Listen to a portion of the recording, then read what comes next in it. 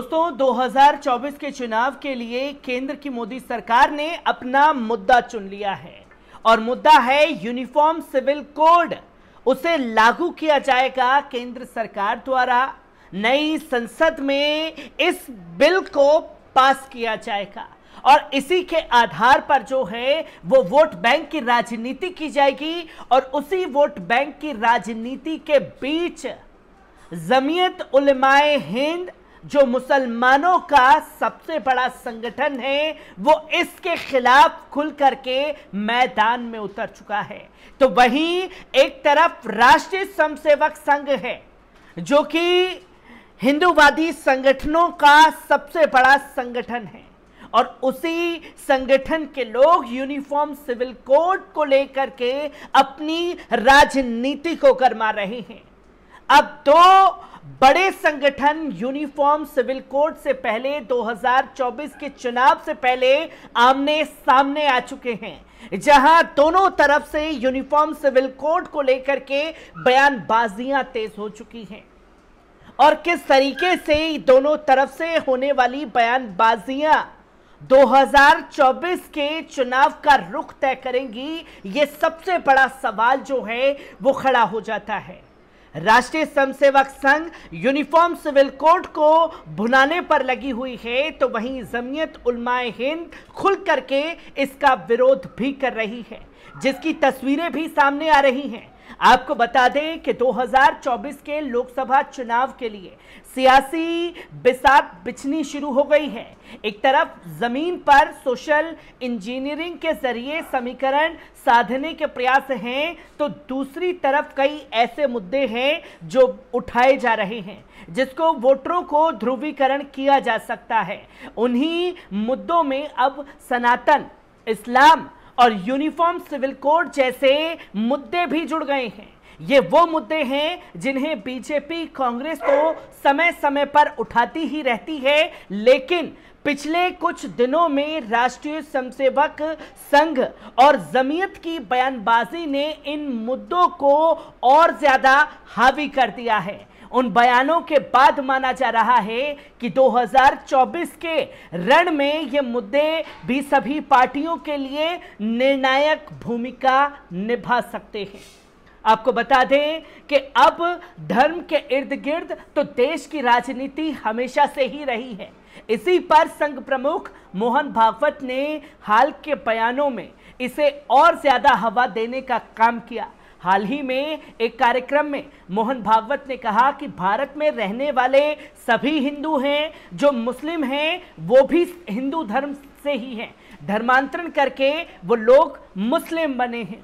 इससे पहले आज तक से बात करते हुए मुख्यमंत्री योगी आदित्यनाथ ने भी कहा कि सनातन धर्म भारत की आत्मा है, भारत की पहचान है। सनातन धर्म भारत का राष्ट्रीय धर्म है।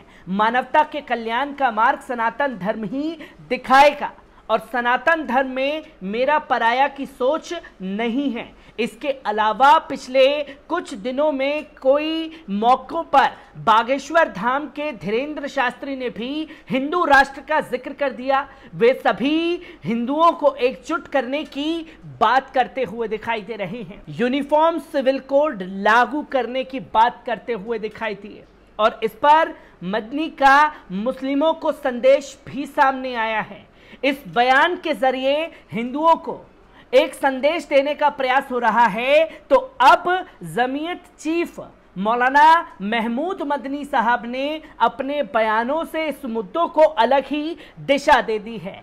धर्म के इर्द गिर्द ही सियासी जंग छिड़ चुकी है। दिल्ली के रामलीला मैदान में जमीयत उलमाए हिंद के 34वां सत्र को संबोधित करते हुए जमीयत चीफ मौलाना महमूद मदनी ने कहा कि भारत जितना नरेंद्र मोदी और मोहन भागवत का है उतना ही महमूद मदनी का भी है। उन्होंने आगे कहा कि ये धरती खुदा के सबसे पहले पैगंबर अब्दुल बशर साइदुल्लाह आलम की जमीन है, इसलिए इस्लाम को ये कहना कि वे बाहर से आया है सरासर गलत और बेबुनियाद है। इस्लाम सबसे पुराना मजहब है। इस सब के अलावा यूनिफॉर्म सिविल कोड को लेकर भी मदनी ने एक चेतावनी दे डाली और कहा कि अगर इसे लागू किया गया तो ये ठीक नहीं होगा। जो कि मौलाना महमूद मदनी साहब ने इस बयान को लेकर के राष्ट्रीय स्वयंसेवक संघ जो हिंदू राष्ट्र बनाना चाहता है, तमाम जो बाबा आजकल सामने आ चुके हैं, हिंदू राष्ट्र की मांग कर रहे हैं, यूनिफॉर्म सिविल कोड को लागू करने की बात कर रहे हैं, इस पर साफ शब्दों में मौलाना महमूद मदनी साहब ने कहा कि अगर इसे लागू किया गया तो ये ठीक नहीं होगा। और जो तमाम लोग मुसलमानों को हिंदू बताने की कोशिश कर रहे हैं, उनको भी आईना दिखाने का काम मौलाना महमूद मदनी साहब द्वारा किया गया। अब यहां से समझना जरूरी है कि 100 साल पहले जमीयत की नींव रखी गई थी, लेकिन वक्त के हिसाब से इस धार्मिक संगठन की दिलचस्पी राजनीति में बढ़ती गई, जिसके बाद भारत की सियासत में इसकी दखलंदाजी भी बढ़ी। इस बार भी जमीयत ने अपने सबसे बड़े मंच से अपना रुख साफ कर दिया है, जिससे पता चलता है कि 2024 के चुनाव में किन मुद्दों की गूंज सबसे ज्यादा सुनाई देगी।